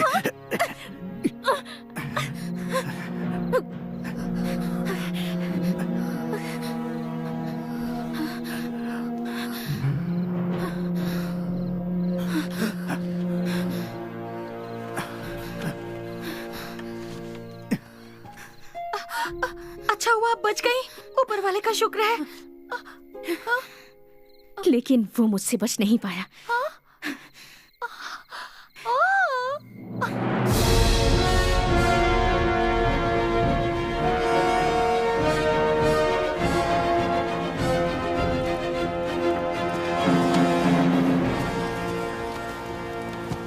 इसे और थोड़ा आगे रख दो। ये क्या लेके जा रहे हो मारन? इसके अंदर क्या है ये देखना चाहते थे ना? हाँ बिल्कुल। चित्र है। आर्किमिडीज ने इसे बनाया है। आर्किमिडीज वो गणित गुरु? इसे साथ रखने की क्या वजह है? जब मुझे पता चलेगा तब बता दूंगा। तो तुम्हें इसके बारे में कुछ भी नहीं पता? नहीं, इस चित्र में ऐसा दिया गया है कि उन लोगों के सामने आईना दिखाना। ऐसा क्यों करेंगे? उन लोगों का सर्वनाश जो करना है। मैं जो सोच रहा हूँ वो होगा तो अच्छा होगा। हम लोगों को इसका फायदा भी मिलेगा, जरूर मिलेगा। मिलेगा। पर तुम्हें यकीन नहीं है। तुम अंदर जाकर सो जाओ। तुम्हारे सेनापति ने अब तक अपनी आधी नींद तो पूरी कर ली होगी। क्या मैं सो जाऊं? वो भी ऐसे अहम वक्त पर? तुम एक जहाज लेकर उन हजारों लोगों से लड़ने जा रहे हो और हम ऐसे हाल में सो जाएं? एक सेनापति को तो सोते वक्त भी जागरूक रहना पड़ता है। हाँ, हमें नींद नहीं आने वाली है जब तक हम अपनी राजकुमारी को वापस नहीं ले आते। तुम्हारे पास ज्यादा अनुभव नहीं है। रोमन से पहले हजारों सालों से चीन लड़ते हुए आ रहे हैं और वो बहुत माहिर हैं। आराम के बिना तो युद्ध जीतना बहुत मुश्किल है। और समय बीत जाने दो। दुश्मन के करीब हम लोग पहुंच ही गए हैं। उन गरुड़ों का सर्वनाश करने के लिए हम पूरी तरह तैयार हो गए हैं। वो लोग भी पूरे भरोसे के साथ आ रहे हैं, लेकिन यही उनकी आखिरी समुद्र यात्रा होगी। यहां पर मौत होना तो तय है, लेकिन मौत उनकी होनी चाहिए। सुबह लड़ाई शुरू होगी। भलाई इसी में है कि तुम थोड़ा आराम कर लो। मुझे तुम्हारी पूरी ताकत की जरूरत है, क्योंकि यह लड़ाई किसी भी हाल में हमें जीतनी है। सुबह होते ही पता चल जाएगा आर्किमिडीज सच है या शक्ति है या कोई काला जादू है। चैन से सो जाओ राजकुमार, हमें ताकत चाहिए।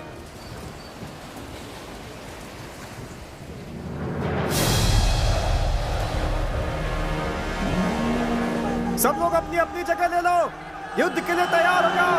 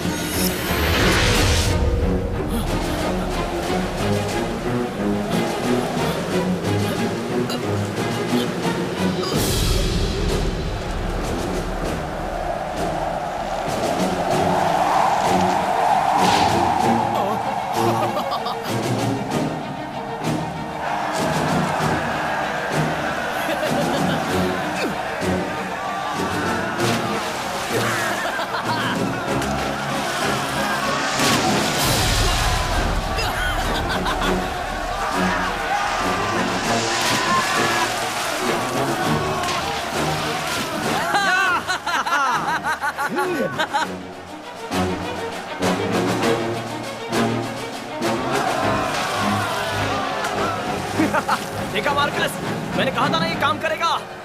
आकर देख लो। मुझे यकीन नहीं हो रहा है, ये तो जादू नहीं विज्ञान है। वो तो जल के राख हो रहे हैं। आर्किमिडीज का आविष्कार हमें ये जंग जिताएगा। अब 1000 तो क्या लाख भी आ गए तो हम उन्हें मात दे सकते हैं। जब तक सूरज की किरणें रहेंगी तब तक ही ये काम करेगा। इसलिए ऐसा मत सोच लेना कि हम अभी जीत गए।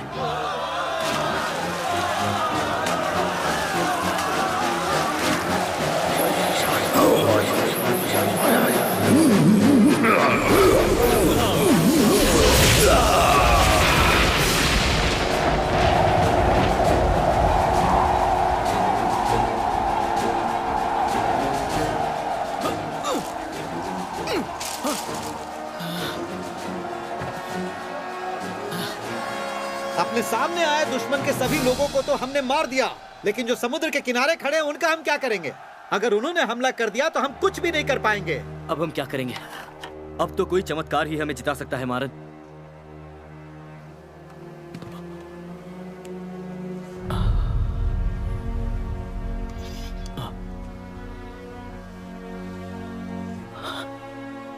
मेरे देशवासियों और मेरे दोस्तों, बहुत सालों तक आप लोगों ने बहुत सी तकलीफें सही हैं। आपके परिवार के लोगों को भी मार दिया गया। गरुड़ लोगों ने ही हमारा सुख और चैन लूट लिया। आप सबकी जो इतनी बर्बादी हुई है तो उसका बदला लेने का समय अब आ गया है। मैं आप सबका राजा बनकर बहुत खुश हूं और आज मैं आपके साथ मिलकर यह जंग लड़ूंगा और आपका साथ दूंगा। दुश्मनों को अपनी एकता दिखाने का समय आ चुका है। धैर्य से सब लड़ेंगे। उन्होंने हमारी भूमि का बहुत सर्वनाश किया है और हमारे राज्य के औरतों की इज्जत भी लूटी। उनका तो हम सर्वनाश कर देंगे। हम पीछे नहीं हटेंगे। कई लोग अपने घर वालों को देख नहीं पाए। सिर्फ आप लोग नहीं, मेरी भी इस युद्ध में मौत हो सकती है। ऐसा हो सकता है कि अपना पूरा देश मिट्टी में मिल जाए, लेकिन हम किसी के गुलाम तो नहीं रह सकते ना। दोस्तों, हमारी मौत होने से पहले हम गरुड़ों को अपनी ताकत दिखाएंगे और अपनी स्वतंत्रता की जीत हासिल करके रहेंगे। हमारे परिवार के भाई बहन माँ बाप सारे लोग मारे गए थे। इसके बाद यह नहीं होना चाहिए कि इसके लिए हम लोग एक पूर्ण विराम लगा दें। हाँ, हम लोगों पर पूरा भरोसा करके अपने राजकुमार आए हैं। इनकी शादी कम से कम अच्छी तरह से होनी चाहिए और हम अपने दुश्मनों का सर्वनाश करके रहेंगे। ये हम कर रहे हैं अपने देशवासियों के लिए और गुजरे हुए अपने परिवार वालों के लिए। मेरे देशवासियों पर मुझे पूरा भरोसा है। आप लोग अपने राजा को हारने नहीं देंगे। हम हमारी भूमि को किसी भी हालत में नहीं छोड़ेंगे। अगर इस युद्ध में आपका राजा गुजर जाए तो मेरे बदले में हजारों लोग खड़े होने चाहिए। हमारा एक आदमी मरे तो उनके 100 आदमी मरने चाहिए। हमारी पहली लड़ाई जीत की ही लड़ाई होनी चाहिए। आज हम उन लोगों को अपनी पूरी ताकत का अंदाजा देंगे। उन्हें बता देंगे कि हम लोग हारने वालों में से नहीं हैं। जीत सिर्फ हमारी ही होगी।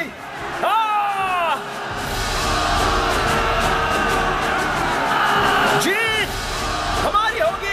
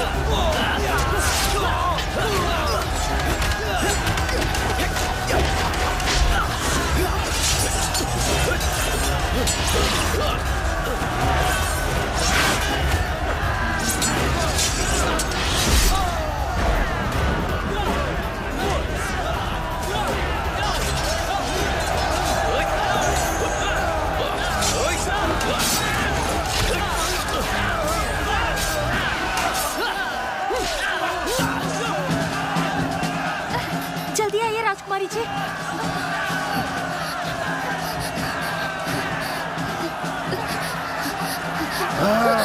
तुम लोग कहाँ चली?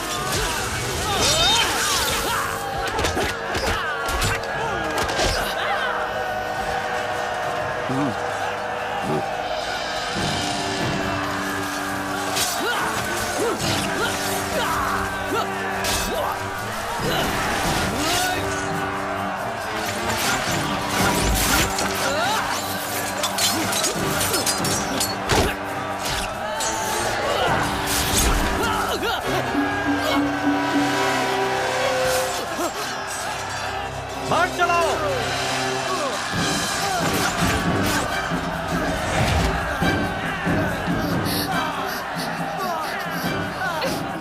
राजकुमारी जी, ये चीन से आया हुआ बाण है। वो हमें बचाने आए हैं।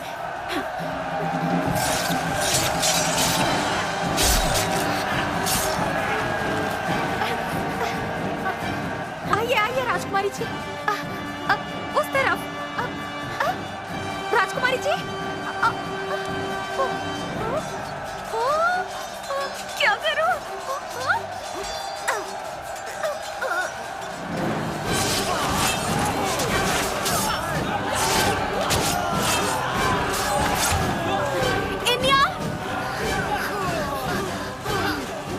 इन्या कहाँ हो तुम?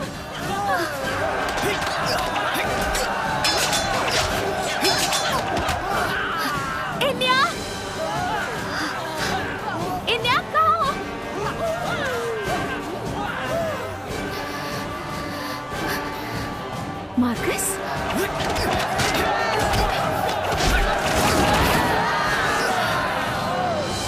मार्कस! मार्कस!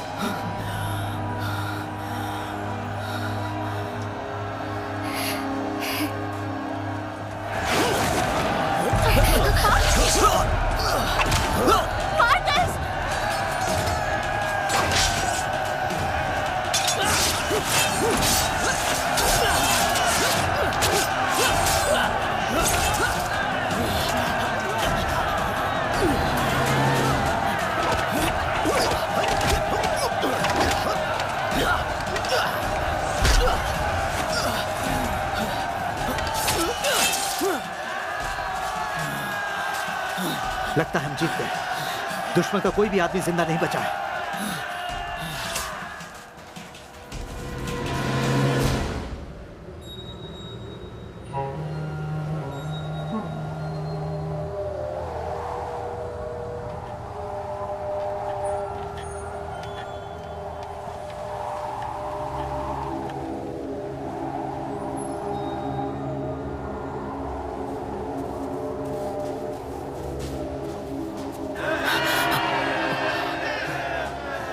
इन सभी को मारने के बाद ही युद्ध खत्म होगा।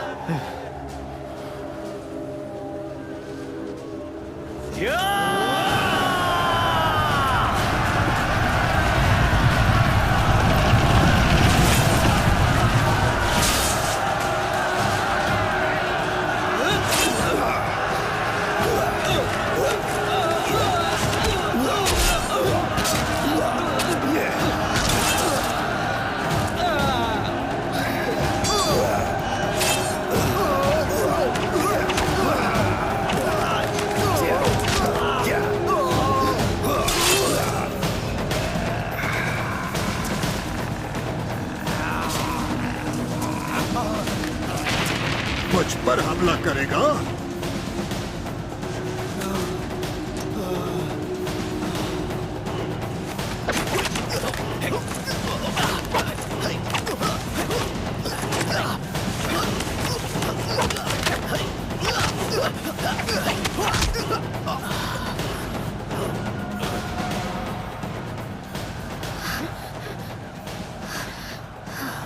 इसका तावीज मेरे पास है। इसकी शक्ति खत्म हो चुकी है। तुम इसे मार सकते हो।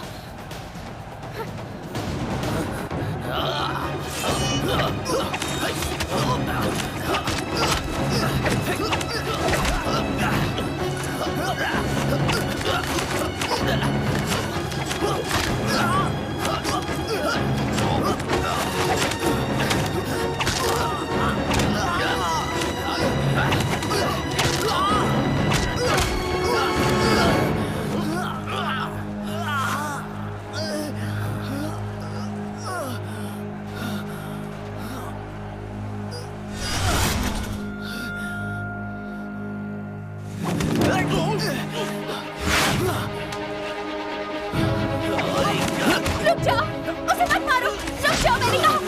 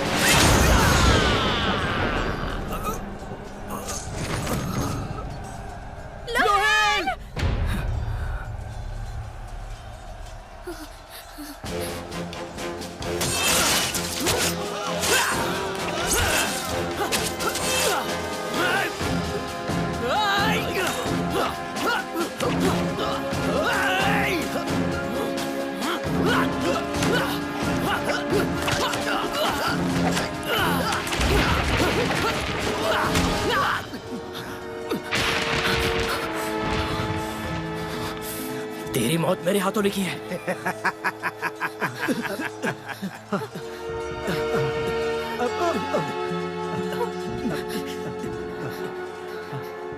मुझे माफ कर दीजिए आप लोग, मैं आप दोनों की शादी नहीं देख पाया।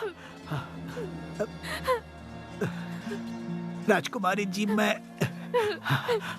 आप दोनों को मिलाकर अब जा रहा हूँ।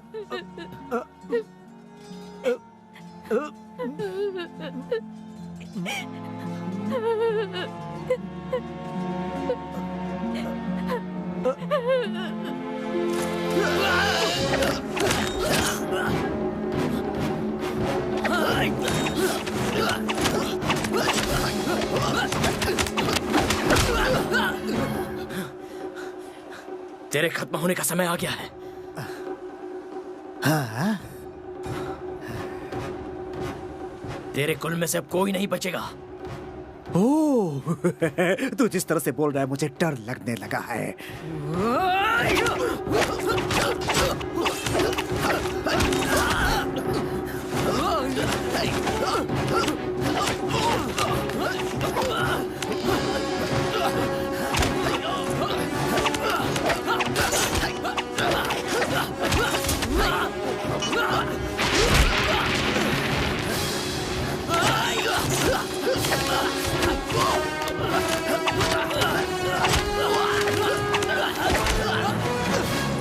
बहुत बड़ी सेना आ रही है, बहुत बड़ी सेना आ रही है। गरुड़ लोग सावधान हो जाइए, बहुत बड़ी सेना आ रही है।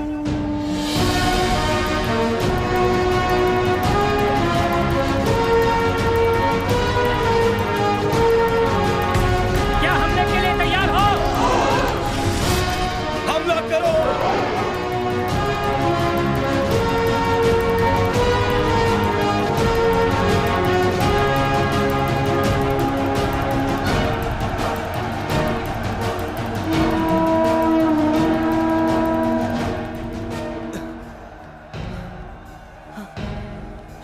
Lysis!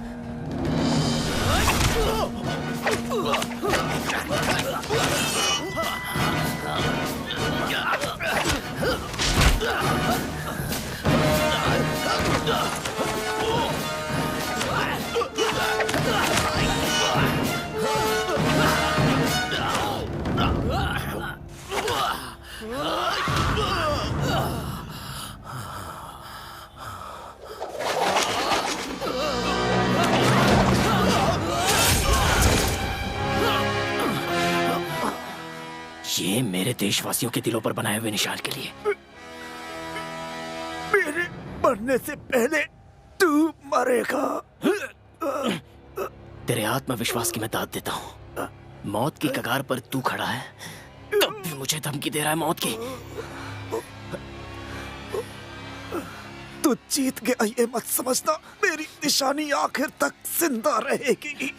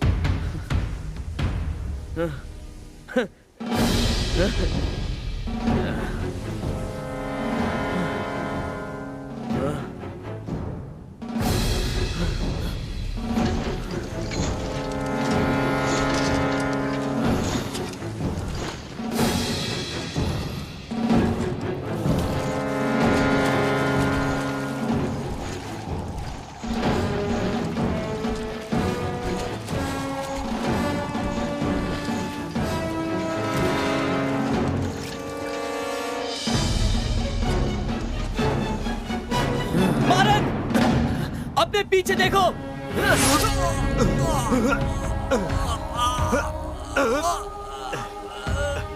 हथियार नीचे फेंक दो, नहीं तो तुम्हारे दोस्त का सर नहीं बचेगा। लाइसेंस रुको। रुक जाओ।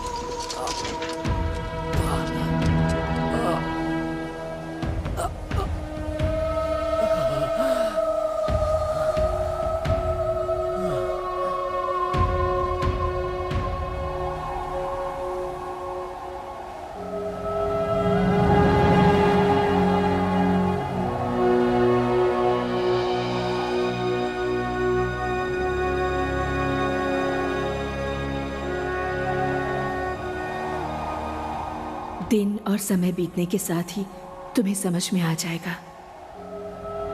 सारा आसमान एक साथ हो जाएगा और तुम्हारे सारे दुश्मन तुम्हारी आंखों के सामने मारे जाएंगे। दुश्मन आंखों के सामने मारे जाएंगे।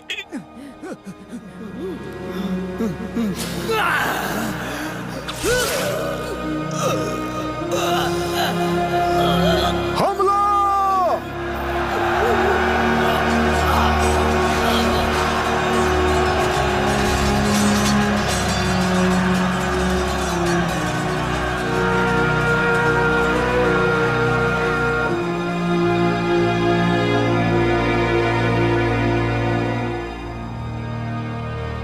इस तरह महापापियों का सर्वनाश हो गया। मारन महावंश ने अपने देश के लोगों को आजादी दिला दी और इस तरह से शुरू हुआ उस देश के लोगों के सुनहरे दिन।